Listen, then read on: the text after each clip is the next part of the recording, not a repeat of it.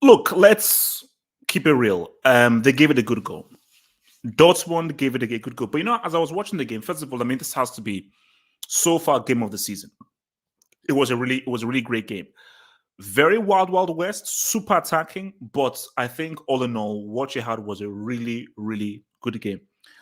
But as I was watching this game, I think it just dawned on me that what could have been. This is Dortmund that have been raped and pillaged off of their very best players.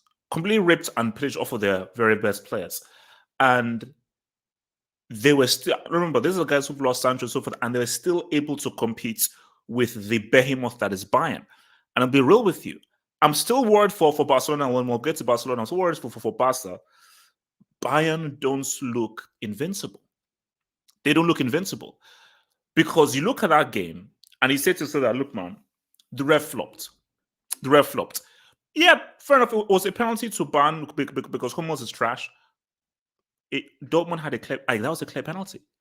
And when I look at that, I say that, what's the use of VAR? Are you saying that people can't look at that, go to VAR and say, bro, go and look at that? Like something is up there. Something is up there. Because it's the guy, he clearly, I don't know whether it was Macaris or someone, the Dortmund player, he was clearly held back. Homeboy was clearly held back. But look, it was an exciting game, end to end. But you see, and this is what I always say, this is a football 101. Whenever you have an end-to-end game that is fully open and it's I attack, you attack, I attack, you attack, 9 times out of 10, the team with the better players tend to win. So as I looked at this game, as exciting as it was, this was not the kind of game that you'd see Dortmund winning. They might win, it could happen, but this is the kind of game that tends to favor a side like Bayern Munich, And you see, it's weird though, because people will sort of criticize Bayern and say, bro, like Bayern, these guys, you hardly have any competition and so forth. But look, they were pushed. They were pushed, and bro, when it went into 2-1, at 2-1, I thought this is not going to be an adoption case. Like, this is going to be like triple homicide. But you look at the goal that, both goals that Dortmund scored were amazing. Look at the goals that Bayern scored. One was a mistake. A clear mistake by Hummels, where, like I told you, Hummels hasn't been relevant since 2014.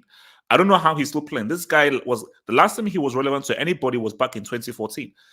And the other one was sort of like a scrappy thing where guys were on the line and so forth. So the 2 goals that Bayern scored, Dortmund could have done better to defend. But look at Brand scored. That was a beautiful finish. Great shift, beautiful finish. The Haaland goal, and that's the funny thing by Haaland.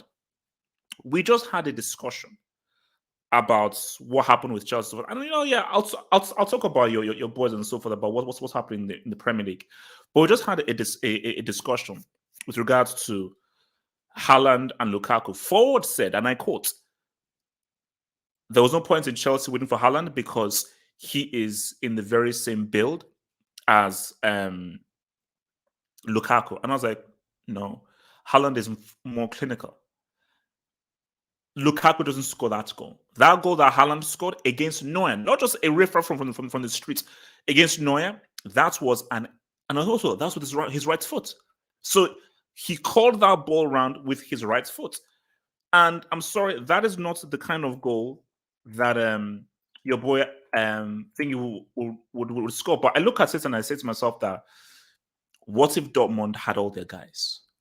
What if Dortmund did serve the guys? What if Dortmund still had Sancho? What if they were able to get more guys and they were able to keep all of their superstar players? What you would have is a damn good, super interesting season.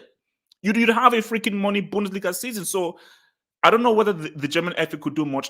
This is a detriment to the Bundesliga that Dortmund were not allowed to keep the players, and Bayern had a true challenge, because look at what Dortmund are able to do. This is a close game. This is Dortmund who keep on losing star players every year. Marco Reus is now a geriatric. Malen sells fruits down the road in Holland, and Haaland is the only guy that Hummels Hummels came from the old folks' home. This guy was last relevant in freaking 2014. In freaking 2014, that was the last guy this freaking guy was relevant, man. So look, keep it a stack, man. Dortmund should feel they should feel hard done by, because my thing is that should have been a penalty. If they now score that penalty, that is now 3-2, and I think that now puts Bayern in a very interesting situation. But I'm looking at Bayern Munich.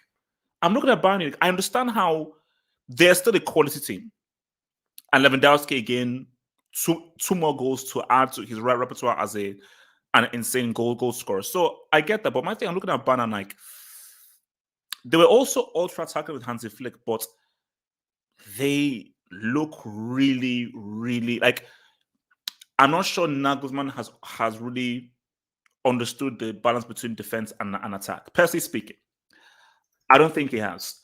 And I think that until he does, it's going to be tricky for these dudes, man. Because against a much better team and a much clinical team, they could say, what's up? So if these guys continue to operate the way that they're operating and are that's gung ho, because my thing is that, yeah, of course, you're going to be gung ho, but the degree to which they're gung ho is insane.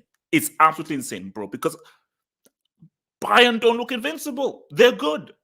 And I will never after the trash I just saw against West Ham and so forth and the issue, I will never open my mouth. I'll never be dumb enough to open my mouth and say I want ban. I'll never say it. Hell no. I respect the urine. I expect the urine. I expect the freaking urine. I expect the ski. I expect the ski. But Bayern don't look like the big bad bully. Because I'm looking at these guys and I'm like, bro, against a City beats the way City are playing, and I'm going to talk about City obviously later on in this show. The way City are playing, City beat Bayern. If Bayern attack like that with that much of a hand, now maybe Nagelsmann did because he doesn't respect Dortmund as much as he would Man City. But let's just say if Nagelsmann played this kind of a high line and threw every man, woman, and child into attack against City, they will get cut to pieces. They will get, especially if you've got a De Bruyne and the way Bernardo Silva is playing, they would get cut open. They would get 100% cut open, man. So look, man, as I said again, guys, in case you were wondering and so forth, if Bayern Munich win the title this season, it will be 10 in a row. That's right, I said it. Bayern Munich will have won 10 Bundesliga titles in a row when they win it this season. Because this was a key game. Dortmund are second in the league. So, because with this victory, if you think I'm lying, oh, half up, man. Whoa, bro, what will I chill out, man? What do you say, man? Let me show you a visual image. Let me show you guys a visual image. Check this out. There we go. So, as you can see there, as plain as day. Where was my thing? As we can see there, as plain as day. Bayern, 4 points clear. And that 4 points, that's daylight. That's 4. We'll go to 6. We'll go to 7. We'll go to 10. And we'll probably settle between. They'll probably win the league by 8 or 9 points. And I say to myself that, again, let me repeat myself. This has nothing to do with Bayern Munich. I am not saying Bayern Munich are. I'm not saying Bayern are wrong for the way that they're operating. I'm not. So please hear me when I say this. All I'm saying is this. It's not a competitive league. It isn't. If you have won it 9 times in a row, and let's keep it real, unlike you, because so Juventus, Moji tax, because Juventus, these are guys who are hiring guys like Berlusconi, Vito Corleone, and more bosses pretty much run their club. Bayern Munich is one of the best run clubs in the world, so Bayern Munich will not fall into the same kind of trap that your boys Moji and Juve will. So Bayern 10 could be 12 in a row, 13 in a row, 14 in a row. What arguments can you give me that anyone will win? And do you know what would be so funny? Let me say it. Do you know what would be hilarious? What would be hilarious is if at the end of the day, come the summer, is he going to Real Madrid? Is he going to Chelsea? What about Barca? What about PSG? Bayern Munich have now announced a signing. No, sorry. Bayern Munich have announced the signature of the land. Erlingi, the language, linguiski, the Norwegian landy. Ha! Bayern have announced the signing of Ha! It's what it is. It's what it is. So, guys, congrats to Bayern on 10 in a row. Well done to them, and we'll see what they can do in the Champions League. For Dortmund, they gave a good go. And now, Dortmund's only thing, I don't think it's big, is because I think Gatlock even said this to me, shout out to Gatlock. They are out of the Champions League. So maybe with them out of the Champions League, maybe it means they can focus more on the Bundesliga. But to that, I say that's cap. It doesn't matter. I'm telling you this right now. Don't talk to me about how, oh, Dortmund still have a chance, they still have an opportunity. Dortmund have no chance of saying what's up with regards to this thing. Now, guys, I want to now open this up to something else, bro. So shout out to everyone in there, man. Shout out to everyone in there. Remember, if you're on Twitch, shout out to my Twitch fam. Remember to follow the channel if you're on Twitch. If you're on YouTube, subscribe and like the vid. If you're on Twitch, feel free to follow your boy, man.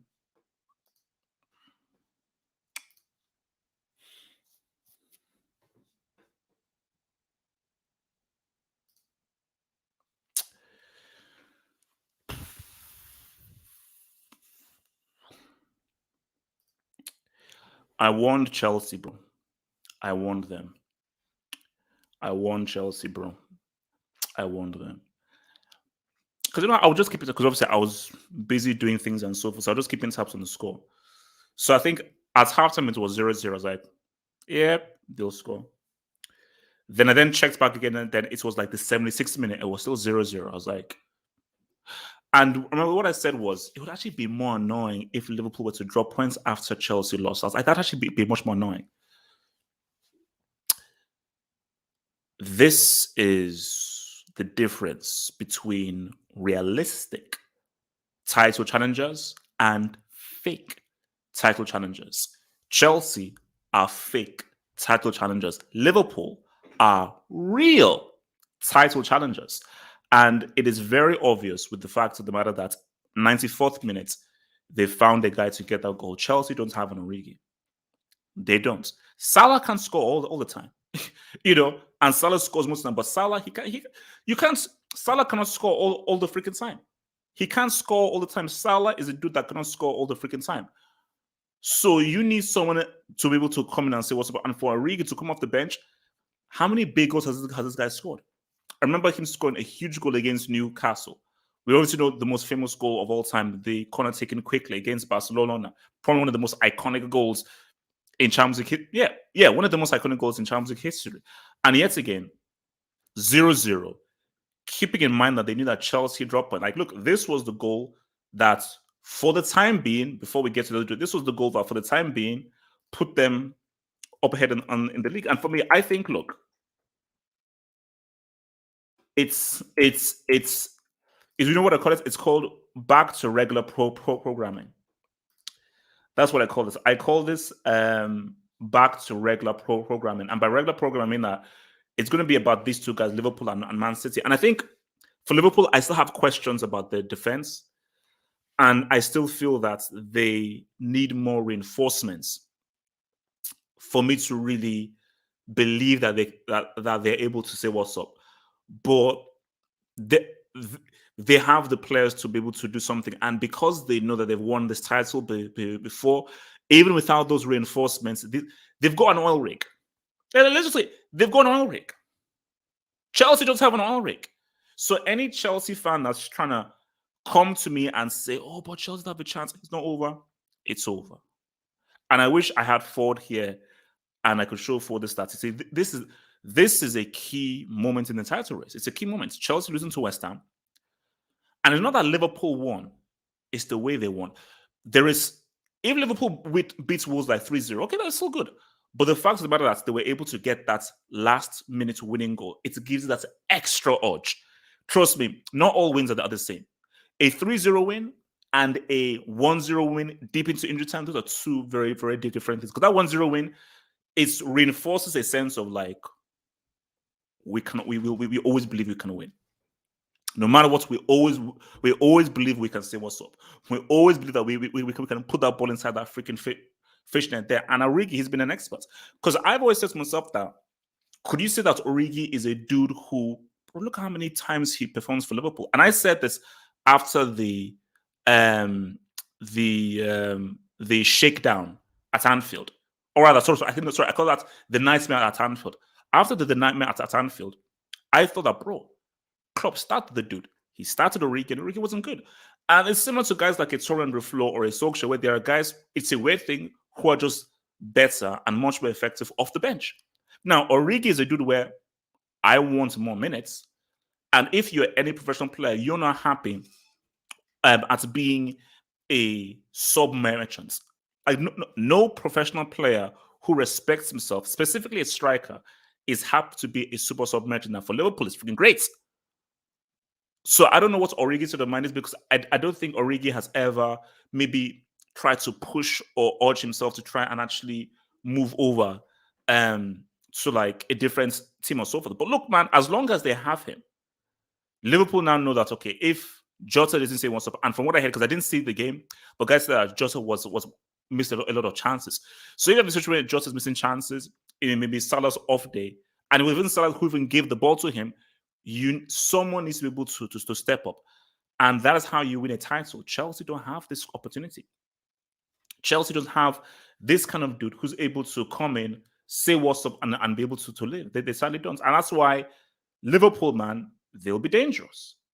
Liverpool will be dangerous, and Liverpool are a team who are going to be the closest to be able to say what's up to your boys, Man City, man. Personally speaking, because I think I told you, like, Chelsea, it's over. For Chelsea, it's over. Like don't even talk about that, man. Shout out to your boy, HH. Would you take a Havertz Modric swap deal? That's crazy. That is a crazy question to ask me. That's a really crazy question to ask me. You sort of took me. You sort of took me off guard. Yeah, that's a crazy question, my dear friend. See, my initial thing would be no, because of the age. But Modric would be seismically incredible for Chelsea right now. As much as Modric is good, I would still say no. I get it. It's something I would consider. Even with Modric's age, I would consider it. Havertz is moving well. You could argue that Modric, even at his age, is still amongst the best central midfielders in the world. And Modric would completely, totally redefine and reshape that Chelsea midfield, 100%. And imagine, my gosh, a midfield of Modric and Kante. That is orgasmic. That would be an orgasmic midfield. But Havertz is young. He has a high ceiling, high upside. You've got to look into the future, look into the long term. You've got to keep it thinking. Detroit Rock City, my Bayern amigo. HH, Bayern are going through a mini slump. Injuries, heart attack, COVID-19. Yes, this is true, because there was no Joshua Kimmich. So there's a lot of COVID hanging around and stuff. But it is true. But my thing is that even if you put injuries to one side, the defense is looking a bit shaky. The defense is looking a little bit shaky, and I don't like how attacking the team is. It's good to be attacking, and I think that is part of the kind of football that Bayern want to play. But I'm saying that Detroit Rock City, even if you bring back your weapons back and your full team is back, against a Man City, are you sure you want to play that high? And are you sure you want to pretty much give it up to that degree against a Man City? So my thing is not about players missing and so forth. My thing, it's much more of a tactical thing. Because it's true, if any tactic you have, there's always going to be a compromise that you're going to have to make. There's always a compromise. But I'm just thinking that the compromise that you're making might be just a little bit too great. That's what I'm saying. Your compromise might just be a little bit too great, because I just think that Bayern Highline run, it can be exposed. So, guys, before I get out of here and get ready for the hangouts tonight, man, we have to talk about this dude. And we'll talk more about him tonight. We'll definitely have a conversation about him tonight. He was always good. He was always good. Bernardo Silva was always good. There may be a time where, okay, he was not really doing what your boy Pep wanted, but he was always a really good player. And it just goes to show you how crazy it would be if Portugal don't make the World Cup. I still believe Portugal will make the World Cup, But Bernardo Silva is just one of several players. You know, you have Leao at Milan, of course. What's this guy's face? João Felix at Atletico Madrid. The amount of quality players that Portugal have is insane. But Bernardo Silva is one of those dudes where, like, City have stumbled upon another guy. Last year it was Ilkay Gundogan. Now this year it's your boy Bernardo Silva. And remember, I believe, I don't know what season it was. It was either the 100-point season or the 98-point season where Silva and Sterling were money, and you could have argued that Silva and Sterling could have finished second or third in the Ballon d'Or. You could have argued based on just how amazing they were that season for City. And it might have been the 98-point season. It might have been the 98. Yeah, I think it was. I think it was the 98-point season where Silva, it was the 98-point season where Silva and Sterling went insane. They went crazy. But yeah, he's balling. He's balling. Fantastic player right now. I mean, 100% I've got to bump him up to upper tier 2. I have to bump him up to upper tier 2 in the rankings because the guy is, City are playing high level football right now and your boy is doing his thing. But my thing is that there was never a point where he was trash or he was a brick. But you go through these mini slumps, small slumps, where, like, you know, you're not really playing at the high level you're supposed to. And it's just down to you to sort of like get yourself psychologically in that area. And remember, do you know what was so funny? He was so close to leaving. Before the season started, because he was not playing as many games as he would have liked, he was so close to leaving. Because I think there were news reports that said that, bro, he's not happy that he's not playing enough games and he's thinking of jetting. And it should be so thankful that Pep has to be thankful he didn't, because what if he allowed him to go? Or maybe Pep always knew that, bro, he'll come good. Yeah, let him talk.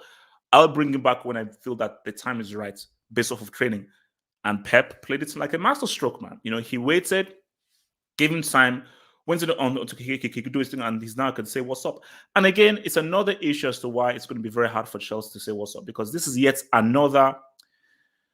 Yes, you need your team to be operating well, but just like with Liverpool and Origi, and now Silva with Man City, you need those individuals who can rise, and those individuals who can step up. And for Man City, they have that individual in your boy Bernardo Silva.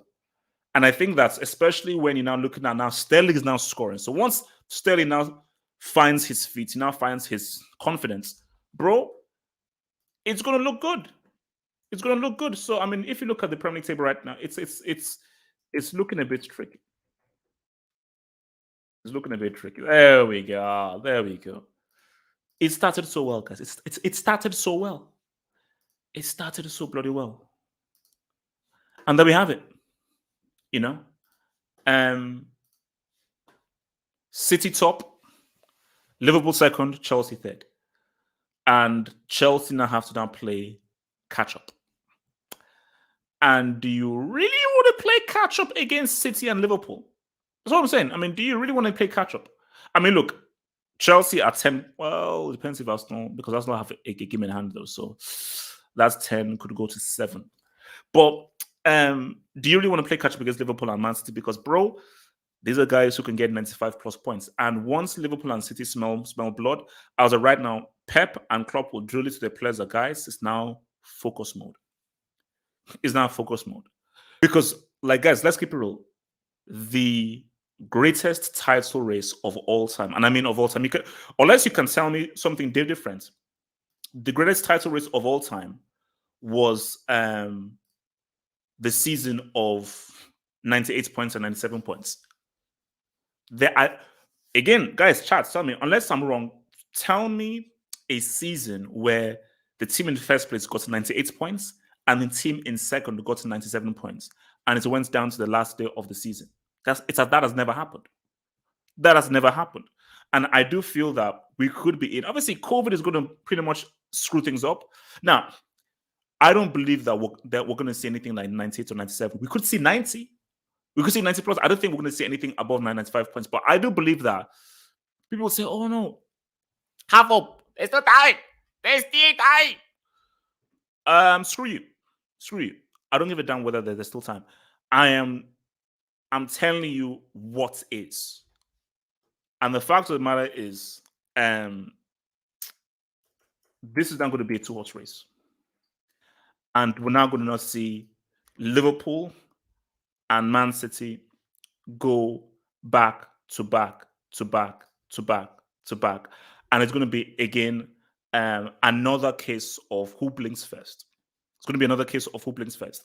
Now, my money, if I was a betting man, which I'm not, if I had money to bet, which I don't, my money is on Man City. I believe that this is City's title because I just feel that City have the edge. City have the edge. They have the team, they have the squad, they have the players, they have the personnel, and I feel that Liverpool needed to freshen up. And basically the key reason why it's not even so much with what City are doing. I think the reason why my money is on Man City is because of Mane. Jota can't be trusted to the same degree that Mane could when Mane said what's up. Like, of course, Van Dijk was key, anything was key, Salah was key. A big reason why Liverpool won that title was how clutch Mane was. That 99-point season was, I mean, guys, do you know how crazy it is where one season you do 100 points and 98 points, and one season you do 97 points and 99 points. Guys, that's insane. Like, I mean, guys, let's keep it real, man. I mean, let's see what their careers look like, but guys, we have to have a conversation about Klopp and Pep. Like, I respect Fergie. Of course, I respect Fergie and what all Fergie has done. How good was Fergie really? I mean, I get it. 3 league titles in a row. You had huge, amazing longevity. But beyond that, how good was he really? Also, I'm just asking the question. I'm not being rude. I'm just asking the question, like, how good was he really? Because did Fergie ever have 100? Did Fergie ever get more than 95 points in a season? I'm asking a friend. Did Fergie ever get more than 95 points in a season? I don't think he did. I don't think he did. So these guys in Klopp and Pep, these guys have taken domestic performance to a whole new level. And they've taken domestic performance to a level within a season that Fergie never reached. In his 20 years, Fergie never reached the heights that these guys have reached. So we're just keeping it a stack, man. Shout out to a football member, man. Liverpool are vulnerable too, man. Well, yeah, they are vulnerable. Of course, Liverpool are vulnerable, man. But I don't think they'll be vulnerable to a degree where I don't think they'll be vulnerable to a degree where Chelsea can get a sniff. No, West Ham definitely going to get a sniff, but it's going to be between Liverpool and City. It's going to be between these two guys. I don't want to hear anything else beyond that. Murike 11-12 better. I don't know, bro. I don't know about that, my guy. So, guys, last thing now, before I jump out of here, man, and then this is quite sad. This is quite sad. This one is quite sad.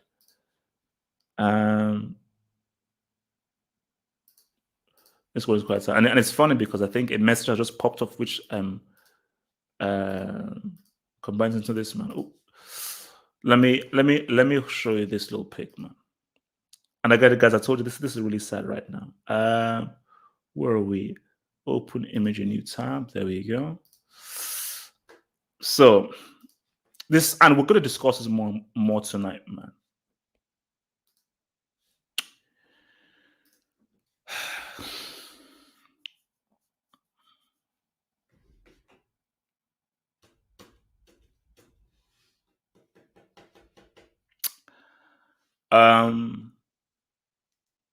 In case you were not wondering, or so forth,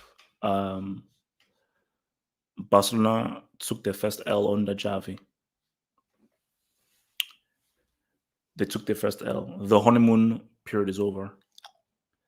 And this may now be a realistic battle for top 4. This may now be a particular battle for top 4. And I think I saw a message from a friend of mine.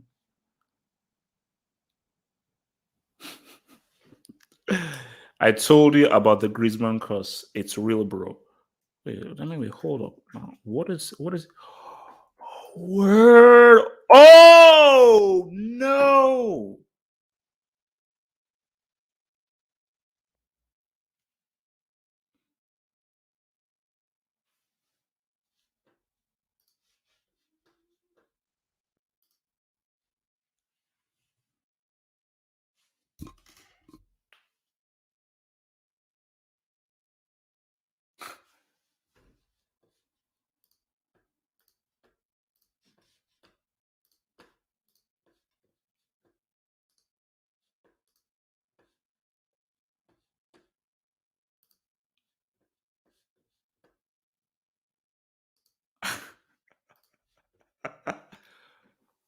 Oh no.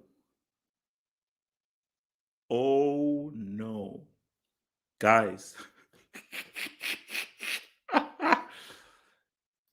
Guys, this could be a cakewalk for Real Madrid. So Real and Sociedad, they're currently playing right now. This could be a cakewalk for them. Oh no. Oh my God. This could be a cakewalk. This could be a cakewalk for them. So, guys, on one hand, not only do you have a situation where Barca now have to now fight for top four, because we're going to talk about it. We're going to talk about it tonight on the show, man. God damn. Well, Barca, they have a game in hand, though. They do have a game in hand. So if they win that game in hand, what's it called? It's now 4 points. So they have a game in hand. They have a game in hand. So it's not that bad. But obviously, we have to see what Sociedad do. But I think for Barca right now, I think it could not be a realistic fight for top four. But guys, the Griezmann cost is real. Before Griezmann arrived, Barca won the league. Griezmann arrives, Barca don't win the league. When Griezmann leaves Atleti win the league. Griezmann now comes back. I don't think Atleti are going to win the league. I think people think I'm a jinx. I think Griezmann is the real jinx. But guys, look, man, I still believe Barca will make top four. Call me crazy, call me insane, call me psychotic. I still believe that Barcelona will make top four. I still believe they will. But let me leave you with this, and this may be something to chew on before I get out of here. If I was to advise Barcelona, Europa League might be a wiser option than going through in the Champions League. I now agree with I now get where Abdul is coming from. If they go through into the Champions League into the next round, they're getting beat. Because whoever they face in the next round is going to beat the crap out of them. Okay, so most likely they'll go out. Once you go out, you therefore don't have an extra ticket of getting into the Champions League. Now, if you go out in the next round, you now have to ensure you get top four. Whereas, if you go into the Europa League, you now have the option if you either get a top four in the league or winning the Europa League, which is the ticket into the Champions League. So it's maybe wiser.